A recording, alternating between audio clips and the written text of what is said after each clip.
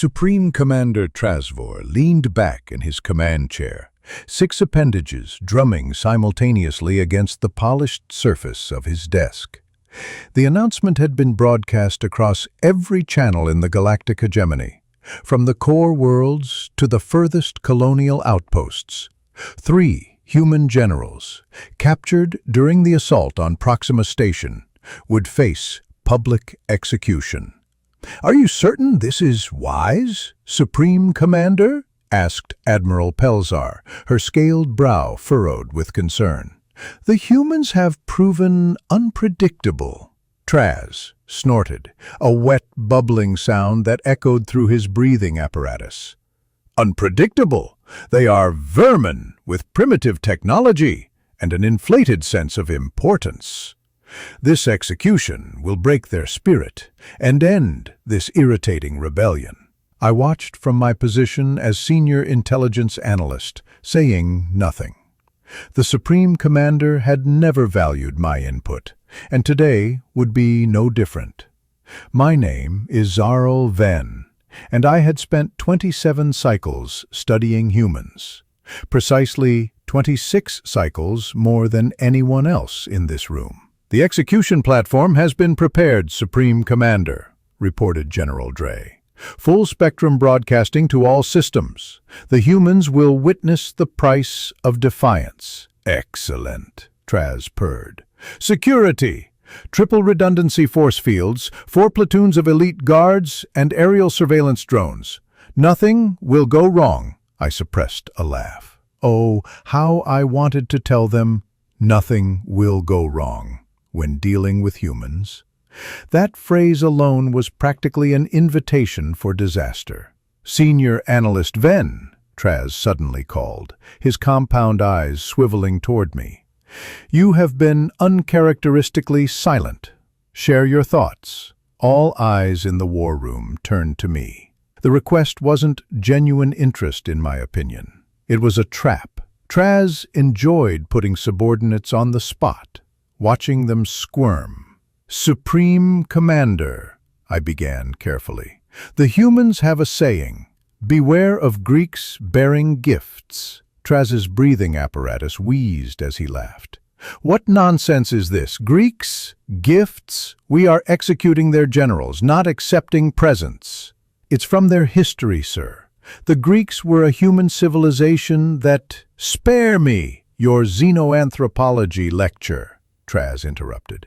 "Will this execution accomplish our goal or not?" I paused, weighing my options. "The capture was too easy, sir." The room fell silent. "Too easy?" Admiral Pelzar echoed. "Yes. General Takita, General Rivera, and General Novak are among the most decorated commanders in human history. They have evaded our forces for years. Their simultaneous capture at Proxima Station was convenient." Traz waved a dismissive appendage. "Their ship was damaged. Our forces outnumbered theirs 10-1. "Orders." "Not at all. I'm suggesting the humans wanted to be captured." The room erupted in laughter. Even Admiral Pelzar, usually the most reasonable of the command staff, couldn't contain her amusement. Then Traz said, wiping moisture from his eyes, "Your obsession with humans has clearly affected your judgment. They are clever for primitives, but they are not playing 12-dimensional strategy games. They lost, we won. Tomorrow we execute their leaders and break their resistance. That is all."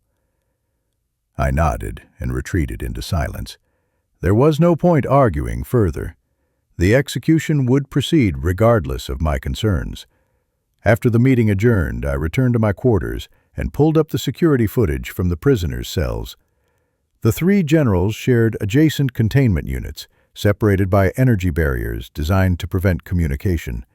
Yet, they seemed oddly relaxed. General Ekota sat cross-legged on the floor, eyes closed in meditation. Her silver-streaked black hair was tied back in a neat bun, her posture perfect despite her impending execution. General Miguel Rivera paced his cell, occasionally stopping to do push-ups or stretches. His muscular frame showed no signs of stress or fear. And General Lena Novak? She was humming, actually humming a tune, while tracing patterns on the wall with her finger. I zoomed in on those patterns. They weren't random. They were equations, complex mathematical formulas that meant nothing to me. My communication device buzzed. It was Razi, my only friend among the security personnel. "You need to see this," he said without preamble. "Meet me in monitoring section 4. 20 minutes later, I stood beside Razi, watching holographic displays of communication traffic throughout the hegemony. "What am I looking at?" I asked. "The patterns," Razi replied, his antenna twitching nervously. "Since the announcement of the execution, there's been a 17% decrease in human military activity across all fronts. They are in shock. Their leaders are captured." "No," I countered. "Look closer. They are not retreating, they are repositioning." He was right. Human fleets were pulling back from direct engagement, but they weren't withdrawing to their territories. They were forming new configurations, establishing positions around seemingly random star systems. "And there's this," Razi continued, pulling up another display. "Unusual energy signatures from the human prison transport that brought the generals here." "What kind of signatures?" "Unknown. The text classified it as equipment malfunction." I felt a chill run down my exoskeleton. "Show me the prisoner transfer records." Razi's appendages flew across the control panel. 27 crew on the transport vessel. Standard procedure is to keep prisoners in stasis for transfer. Were they in stasis? Maintained throughout the journey. According to the logs, yes. The transport's And who AI, verified this personally? I repeated slowly. "The human-designed AI." Razi's eyes widened. "You think they—" "I think," I interrupted, "that we should inspect that transport immediately." But we were too late. When we arrived at the docking bay, the human transport vessel had already been processed and repurposed, its systems wiped for security. "This is bad," I muttered. "Should we alert the Supreme Commander?" Razi asked. I considered this. With what evidence? Suspicions? Patterns that could be coincidental? Traz would have us both assigned to sanitation duty on a mining colony. "So what do we do?" "We prepare," I said grimly. The night before the execution, I couldn't sleep. I paced my quarters, reviewing everything I knew about the 3 human generals. General Ako Ta, tactical genius specializing in misdirection and feints. Her forces had destroyed 3 hegemony battle groups by luring them into asteroid fields rigged with stealth mines. General Miguel Rivera, master of psychological warfare. He once captured an entire hegemony cruiser by convincing its crew that they were surrounded by a human armada. In reality, he had only 2 small fighters with modified transponders. General Lena Novak, the engineer, the innovator, the one who adapted hegemony technology for human use, often improving it in the process. Together, they had formed the backbone of human resistance for 8 years, and tomorrow we would kill them or they would kill us. I tried once more to warn Traz, sending a secure message to his private terminal with my concerns. The response was immediate and predictable. "Analyst Venn, your concerns are noted. Report to medical for psychological evaluation after the execution ceremony. Your xenophilia has compromised your judgment." Dawn arrived with the artificial precision of a space station's lighting cycle. The execution plaza was filled to capacity with high-ranking hegemony officials, military leaders, and diplomatic representatives from allied species. Floating camera drones hovered everywhere, broadcasting the event across thousands of worlds. I stood at my assigned position, 2 levels up from the execution platform, with a perfect view of the proceedings. Razi had been assigned security detail on the opposite side of the plaza.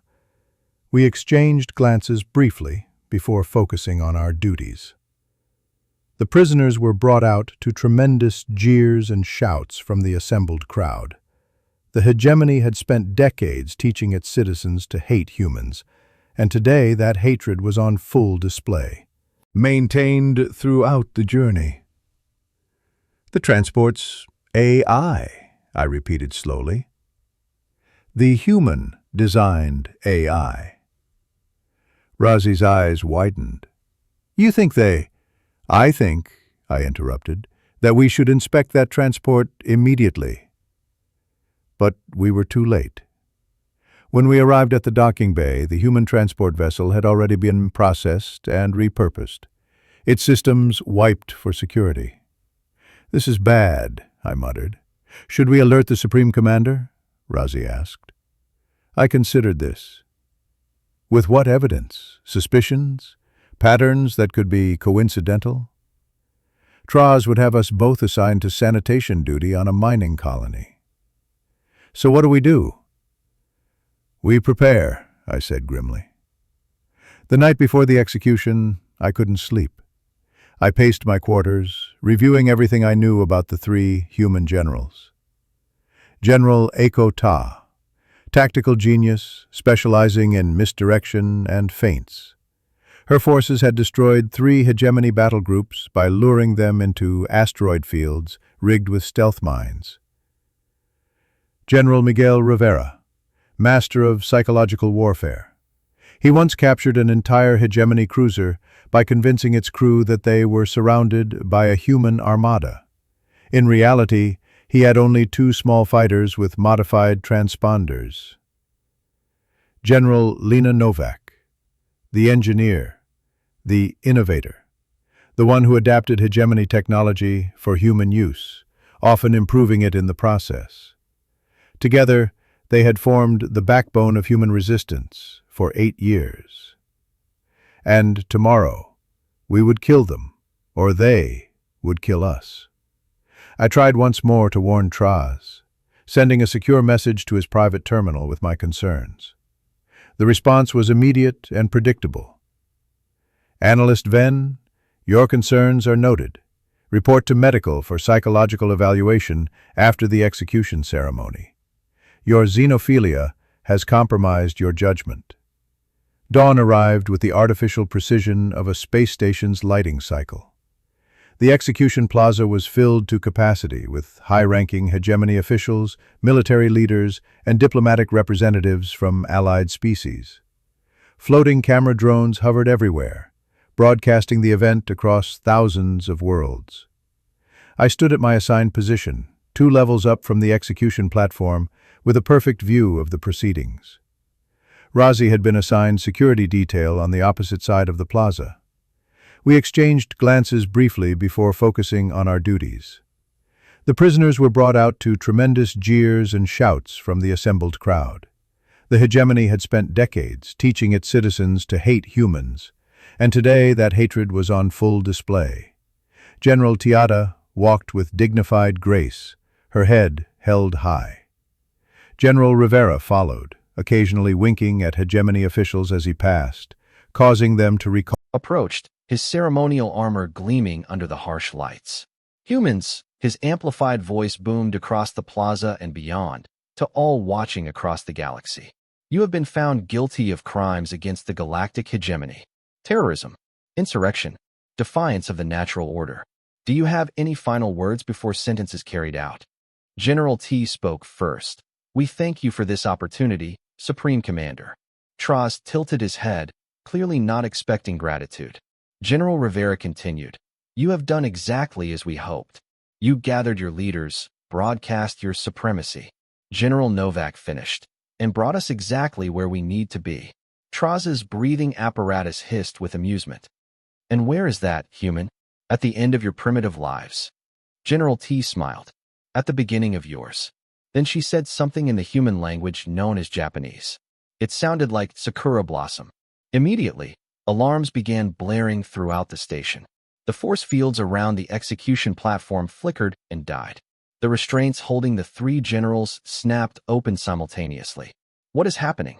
Traz demanded, backing away from the now-free humans. "I knew. God's help me, I knew. It's a trap," I whispered, though no one could hear me over the chaos. From within the crowd, dozens of hegemony officials suddenly stood straight, their movements changing completely. With synchronized precision, they drew hidden weapons and began securing the plaza. Sleeper agents, I realized with horror. Humans disguised as various species through advanced holographic technology had infiltrated every level of the ceremony. The drones broadcasting the events suddenly changed course, attaching themselves to key structural points around the plaza. They weren't cameras, they were explosive devices. General Novak pulled a small device from somewhere on her person. It must have been hidden internally, undetectable by our scanners, and tapped a sequence. Throughout the station, systems began failing. Life support fluctuated, gravity wavered, emergency bulkheads slammed shut, trapping hegemony forces in sections away from the plaza. "You fools," General Rivera laughed, addressing Traz directly as security personnel tried to form a protective cordon around the Supreme Commander. "Did you really think we would allow our best generals to be captured unless it served our purpose? Kill them. Kill them now," Traz roared. Guards opened fire, but the humans moved with practiced efficiency, taking cover behind the execution poles. More disguised humans within the crowd created chaos, targeting hegemony commanders with precision shots. General Tiata raised her hand, now holding what appeared to be a hegemony command module. "We have taken control of your station's defense systems. Your own weapons are now ours." As if to demonstrate, the automated security turrets throughout the plaza swiveled and began firing on hegemony forces. I pressed myself against a wall, trying to avoid the firefight. Across the plaza, I spotted Razi doing the same. Our eyes met briefly, and he gestured toward an emergency exit. I nodded and began moving toward it, keeping low. For 8 years, General Novak's voice echoed through the station's communication system, which she had apparently hacked. "You have underestimated us, dismissed us as primitives. Today, that mistake ends." I reached Razi, and together we slipped through the emergency exit into a maintenance corridor. "We need to get to an escape pod," Razi panted. "It won't matter," I replied. "Don't you see? This entire station is compromised. They have been planning this for months, maybe years." A massive explosion rocked the station, sending us both tumbling to the floor. "What was that?" Razi demanded. I pulled up a terminal interface on my wrist device. The main reactor just went into overload. And God's look, the external security feeds showed human warships emerging from hyperspace all around the station. Not a small force. This was their entire fleet, hundreds of vessels, including classes we'd never seen before. They are not here to rescue their generals, I realized. Their generals were never prisoners. This is a full-scale assault on the hegemony leadership. Another explosion. Warning lights flashed as the life support systems began to fail. "We need to move," Razi urged, pulling me to my feet as we raced through the corridors toward the evacuation area. The station's communication system crackled to life once more. It was General T's voice, calm and clear despite the chaos. "And to all non-combatants and lower-ranking personnel, we have no quarrel with you. Proceed to evacuation zones. Escape pods have been programmed to take you to neutral space. You will not be harmed if you do not resist." "They are letting us go?" Razi asked incredulously. "Psychological warfare," I explained. "Rivera's specialty. Show mercy to the rank and file. Focus fire on leadership. It creates division, encourages defection." We reached the evacuation area, finding it crowded but orderly. Hegemony citizens from all castes were boarding escape pods under the watchful eyes of humans. Humans in hegemony uniform variants I'd never seen before. "Special forces," I whispered to Razi. "They must have infiltrated months ago." A human officer approached us, weapon held casually but ready. "Names and ranks," she demanded. "Security level 3, Razi," he replied shakily. "Zarl Vin, senior intelligence analyst," I said, watching her reaction carefully. Her eyes widened slightly. "Then, the xenanthropologist who specializes in human studies." I nodded cautiously. She tapped something on her wrist device. "General Novak wants to speak with you. This way, please." "And my friend?" I asked, gesturing to Razi. He can proceed to an escape pod. Razy looked at me uncertainly. I nodded. Go. There's nothing you can do here. As Razy joined the evacuation line, the human officer led me through a series of corridors, eventually arriving at what had been Supreme Commander Traz's private command center. Now, General Lena Novak sat at his desk, surrounded by humans working at various stations. Analyst Vin. She greeted me as if we were colleagues meeting for lunch. I have read your papers on human psychology and warfare tactics. Quite insightful. You came closer than anyone in the hegemony to understanding us. Not close enough, apparently. I replied, looking around at the completely human-controlled command center. Novak laughed. True. Please sit. I did so, feeling oddly calm despite everything. May I ask what happens now? To me specifically? That depends, Novak said, leaning forward. How do you feel about consulting work? You want me to work for humans? With humans, she corrected. Your understanding of both our species makes you valuable, Zarl venerable, and we are going to need translators, cultural translators, in the new galactic order we are establishing. New order. I repeated. You are not just striking at leadership. This is a full regime change operation. Novak smiled as I said, insightful. Another human entered the room. General Rivera. The Supreme Commander has been secured. Tekka has control of the broadcast system. We are ready. Novak nodded and turned to a large view screen. It activated, showing General T standing in the execution plaza, now secured by human forces. Behind her, kneeling in restraints, was Supreme Commander Traz. People of the galactic hegemony. T addressed the camera, her voice being broadcast across the same channels that were supposed to show human execution. Today marks the end of tyranny and the beginning of cooperation. For too long, the hegemony has ruled through fear and suppression, but that ends now. She gestured to Traz. Your Supreme Commander will face trial for war crimes. Unlike him, we do not execute prisoners for spectacle. Justice will be served through due process.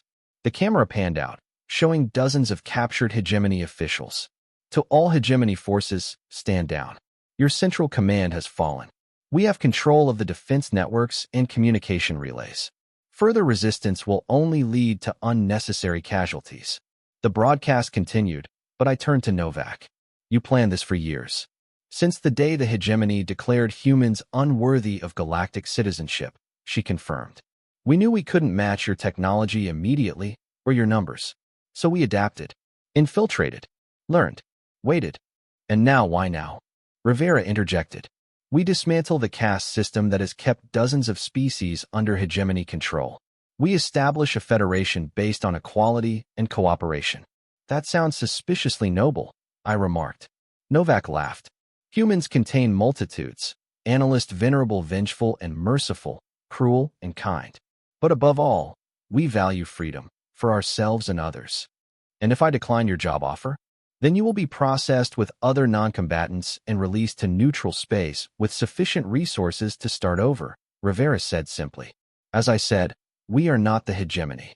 I looked around the command center at the humans efficiently managing a station designed for a completely different species, at the view screen showing the captured leadership of what had been hours ago the most powerful force in the galaxy. I will need time to consider, I said finally. Of course, Novak nodded.